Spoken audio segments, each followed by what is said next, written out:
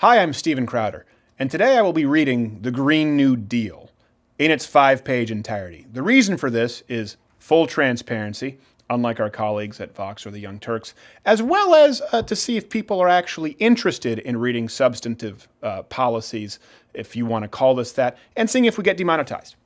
I will be doing nothing else. Recognizing this is the whole Green New Deal, word for word.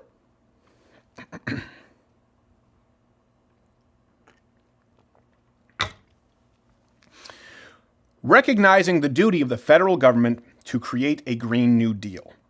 Whereas the October 2018 report entitled Special Report on Global Warming of 1.5 degrees Celsius by the Intergovernmental Panel on Climate Change and the November 2018 Fourth National Climate Assessment report found that 1.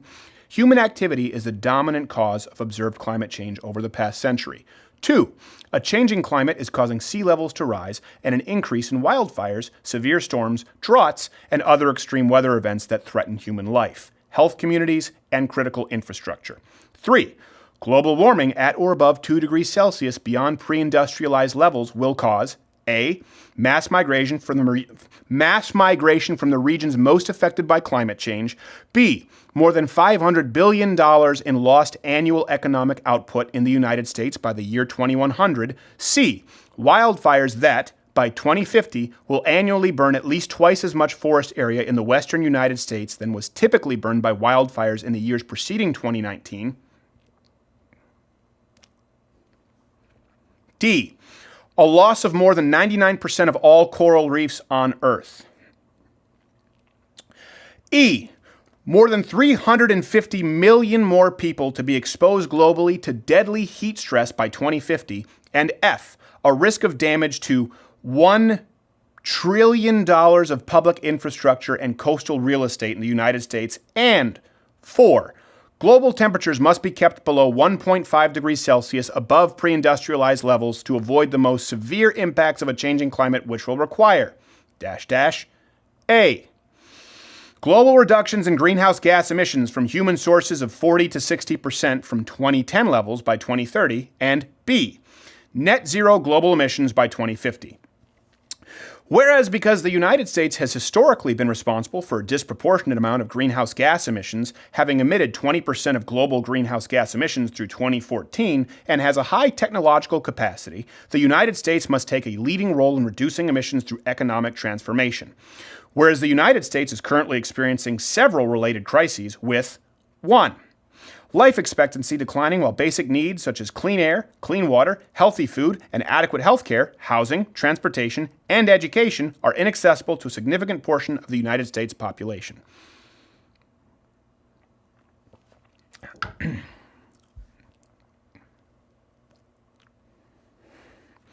2. A decade trend of wage stagnation, deindustrialization, and anti-labor policies that has led to A. Hourly wages overall stagnating since the 1970s despite increased worker productivity. B. The third worst level of socioeconomic mobility in the developed world before the Great Recession. C. The erosion of the earning and bargaining power of workers in the United States. And D. Inadequate resources for public sector workers to confront the challenges of climate change at local, state, and federal levels. And 3. The greatest income inequality since the 1920s, with A. The top 1% of earners accruing 91% of gains in the first few years of economic recovery after the Great Recession. B. A large racial wealth divide. That's how it's written. B. A large racial wealth divide amounting to a difference of 20 times more wealth between the average white family and the average black family. Semicolon. And C. A gender earnings gap that results in women earning approximately 80% as much as men at the median, semicolon.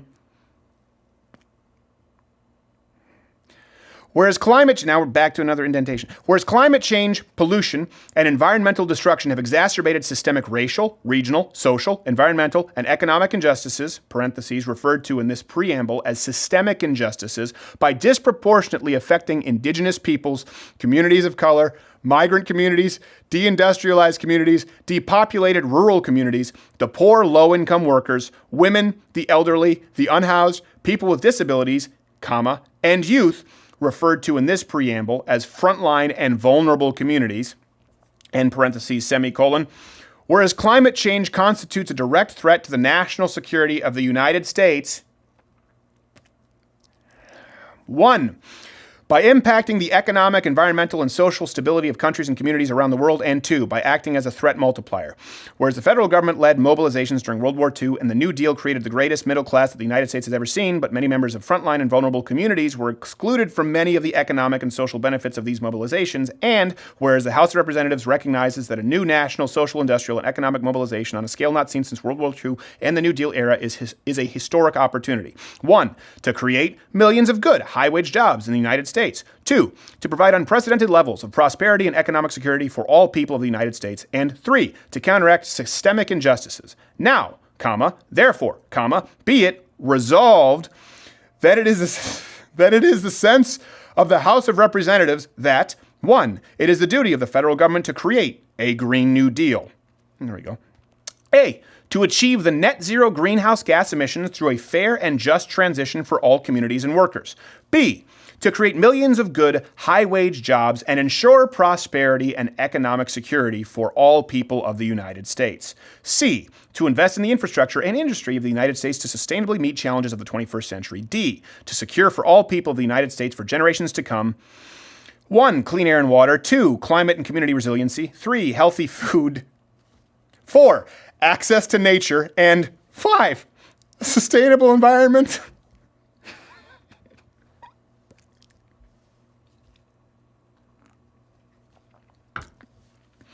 And E, to promote justice and equity by stopping current, preventing future, and repairing historic oppression of indigenous peoples, communities of color, migrant communities, deindustrialized communities, depopulated rural communities, the poor, low-income workers, women, the elderly, the unhoused, people with disabilities, and youth, referred to in this resolution as frontline and vulnerable communities. No? Okay. It just repeated itself. I'm sorry, I thought I had the wrong page here because it's the exact same thing. No. Page 3. Number 2, the goals described in subparagraphs A through E of paragraph 1, parentheses, referred to in this resolution as the Green New Deal goals, should be accomplished through a 10-year national mobilization, parentheses, referred to in this resolution as the Green New Deal mobilization, that will require the following goals and projects. A, building resiliency against climate change-related disasters, such as extreme weather, including by leveraging funding and providing investments for community-defined projects and strategies. B, repairing and upgrading the infrastructure in the United States, including 1, by eliminating pollution and greenhouse gas emissions as much as technologically feasible. 2, by guaranteeing universal access to clean water. 3, by reducing the risks posed by climate impacts. And 4, by ensuring that any infrastructure bill considered by Congress addresses climate change. C, meeting 100% of the power demand in the United States through clean, renewable, and zero-emission energy sources, including 1, by dramatically expanding and upgrading renewable power resources, and 2, by deploying new capacity. D, building or upgrading to energy-efficient, distributed, and smart power grids and ensuring affordable access to electricity. E, upgrading all existing buildings in the United States and building new buildings to achieve maximum energy efficiency, water efficiency, safety, affordability, comfort, and durability, including through electrification. F, spurring massive growth in clean manufacturing in the United States and removing pollution and greenhouse gas emissions from an industry as much as technologically feasible, including by expanding renewable energy manufacturing and investing in existing manufacturing and industry. G, working collaboratively with farmers and ranchers in the United States to remove pollution and greenhouse gas emissions from the agricultural sector as much as technologically feasible, including 1, by supporting family farming. 2, by investing in sustainable farming and land use practices that increase soil health. And 3, by building a more sustainable food system that ensures universal access to healthy food. Need to wet my beak here. This is not in the bill.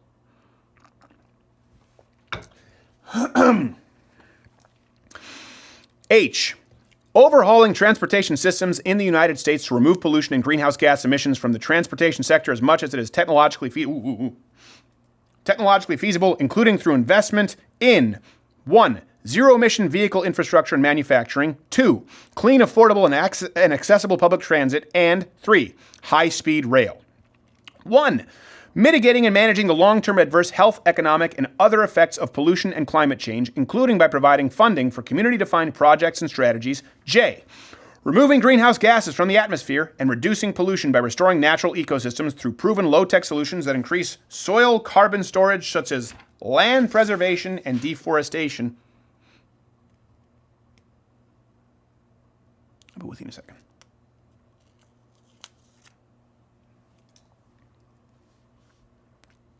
K. Restoring and protecting threatened, endangered, and fragile ecosystems through locally appropriate and science-based projects that enhance biodiversity and supporting climate resiliency.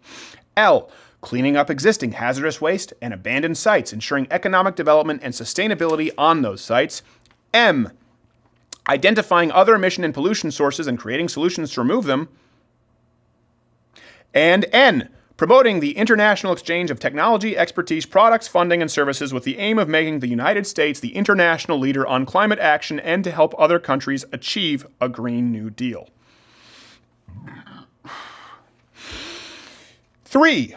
A Green New Deal must be developed through transparent and inclusive consultation, collaboration, and partnership with frontline and vulnerable communities, labor unions, worker cooperatives, civil society groups, academia, and businesses. And 4.